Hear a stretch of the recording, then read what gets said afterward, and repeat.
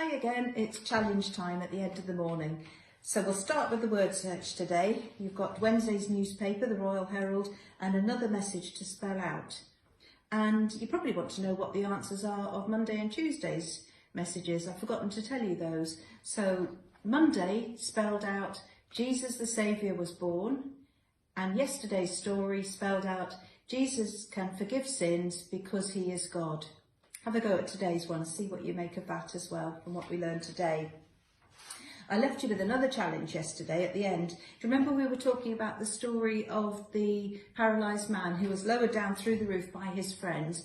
And I said, could you use a piece of A4 paper and could you cut it in some way so that somebody could climb through the hole that you make? I bet some of you managed to do it. But if you didn't, here's how to do it. I'll do it really fast. So you start with your A4 piece of paper. First of all, you're going to fold it long ways so that you've got the seam there. Then I'm going to make 2 cuts in it, one that end and one that end, with the crease still at the bottom here. And now I'm going to cut up that crease like this. Okay, so you've got that so far. And what we're going to do now is just make lots of cuts. If you don't feel very confident cutting, you could use a ruler and draw the lines on first. But just for speed, I'm going to go really fast. So there's the first cut, there's the crease along the top, and now I'm going to cut it like this, alternating which direction I cut in, just like this. So make a sort of zigzaggy shape. I'm doing this very roughly. You can do it much more neatly, but it doesn't really matter in a way, because you can still see the effect like that. So you're left with that, it's still folded, and all we have to do now is open it up, and there you can see that that piece of A4 paper now has a huge hole in it, even big enough for me to get through. I think that's really nifty, isn't it? Really clever. So that was yesterday's challenge.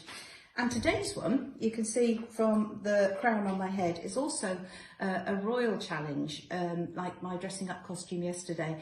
What I'd like you to do today is see if you can have a go at making a throne, a royal throne, that somebody in your house could sit on. Maybe the smallest person in your house would be able to sit on it. We've done this challenge at Holiday Club in Church quite a few times, and we found that using newspapers is a really good way of doing it. So if you've got lots of newspapers in your house, a little hint, I've got 2 hints. One is that rolling them up makes a very, very strong structure, but you'll need quite a few of those. Second little hint is that putting some of them together in a triangle shape also makes a really strong structure. So all I've done is rolled these up, stuck some sellotape round, and if I kept on doing that with lots more, I would eventually be able to make some sort of seat that perhaps you could decorate and make look more throne-like as well. But you may not have newspapers in your house, so you could perhaps try making a throne out of a box for your toys, or you could even draw one, design a fantastic throne with beautiful ornaments and decorations on, and see what you can do with that. I just thought I'd show you one I've been working on for weeks now, really. This is my newspaper throne here. Well, not really. No, you can see I didn't make that, but it was quite a good trick, wasn't it? Looks quite impressive.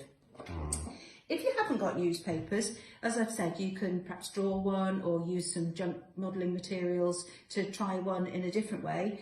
Or this is what else you could do. I've found this picture of this beautiful storytelling chair, if you've had a chance to go to 7 Stories in Newcastle. And your school may have a chair like this as well, a beautiful chair where you can go and sit and curl up and read a good book or be read to.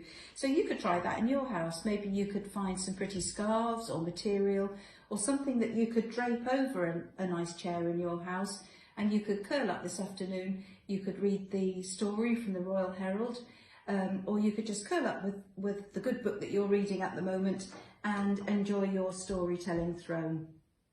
So there's some ideas for today. Have fun doing that, and we'll see you again at 10 o'clock tomorrow morning. Bye for now.